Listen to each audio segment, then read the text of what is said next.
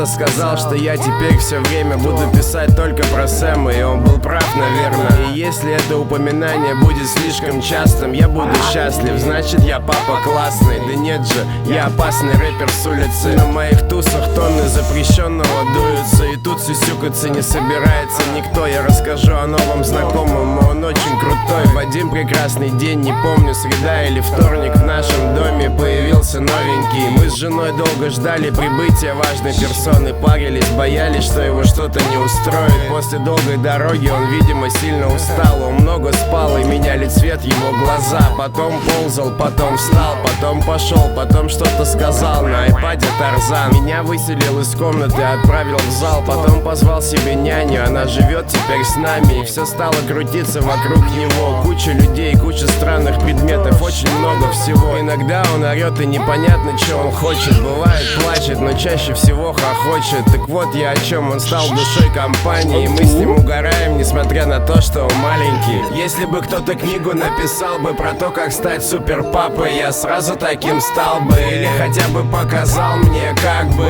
Но мы с Сэмом решим все сами, пойми. Если бы кто-то книгу написал бы про то, как стать супер папой, я сразу таким стал бы. Или хотя бы показал мне, как бы. Но мы с Сэмом решим все сами, пойми. Честно говоря, очень сложно писать об этом, обо всем. Я ведь никогда не представлял себя отцом. И если бы лет 5 назад кто-нибудь мне сказал, что у меня будет жена и ребенок, плюнул бы ему в лицо. Но в конце концов все так и срослось. Я радуюсь жизни рядом с этим сорванцом. И когда он поднимает меня с утра, я рад. И пофиг, что я не спал, за окном дождь или жара. По-моему, сейчас кому-то будет та-та-та, если этот кто-то будет продолжать вести себя так. Сейчас ты бабахнешься и будет такое бобо. Будешь делать и пойдешь гулять на лос. Сделай маме оба-оба и иди ням-ням. Потом куп-куп на и отнеси это няне. Зачем бить мальчиков на улице? Ты ведь не хулиган, отдай маме помаду. Ты, по-моему, не ляля. Я в полном восторге от этого ребенка. И в отличие от многих, я никогда не менял пеленки. Я вспоминаю, как я рос без отца, и хочу, чтобы все от жизни брал этот пацан.